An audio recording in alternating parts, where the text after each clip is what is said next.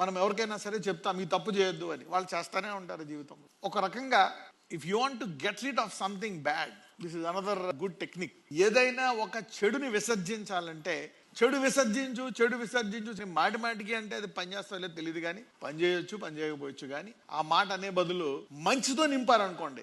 ఒకవేళ నువ్వు ఆ తప్పు చేయకూడదు, ఆ వ్యభిచారం చేయకూడదు, ఆ పాపం చేయకూడదు, అలా చేయకూడదు, ఇలా చేయకూడదు అని మాటికి మనం మాట్లాడే బదులు అతనికి రోజు పొద్దున్న ఒక 10 నిమిషాలు వాక్యం బోధిస్తున్నాం అనుకోండి, లేకపోతే వాక్యం వింటున్నాడు అనుకోండి, పగలు మళ్ళీ మధ్యాహ్నం సాయంకాలం, అలాగా కొన్ని నెలల తర్వాత ఆ వ్యక్తిలో దేవుని వాక్యం ఎలా ఉంటుందంట, అది 2 అంచెలు గల ఖడ్గము కంటే వాడిగలదై. That is fire, that is a purifier. అది బాగు చేసి ఆ వ్యక్తికి తెలియకుండా ఆటోమేటిక్ గా చెడు పోతుంది. సో ఇది చేయొద్దు అనే దానికంటే ఇది చెయ్యి అని అది చేయిస్తే ఇది ఆటోమేటిక్ గా పోతుంది. This is one of the good techniques that you can do with your kids, with your family and your husband. అది మానేయమంటే మానలేదు, కానీ ఎప్పుడైతే దేవుని యొక్క మందిరానికి వచ్చి వాక్యం విన్నారో, ఆ మాటలు విన్నారో, ఏమైపోయింది, విడుదల వచ్చేసింది. స్త్రీలు తిడతా ఉంటారు, వీడు మారడు, వీడది వాడిది అని వాళ్ళ అమ్మకు చెప్పి శాపాలెట్టి నానా పనులన్నీ చేస్తూ ఉంటారు. You see, the power of the blood of Jesus and the cross has delivered him.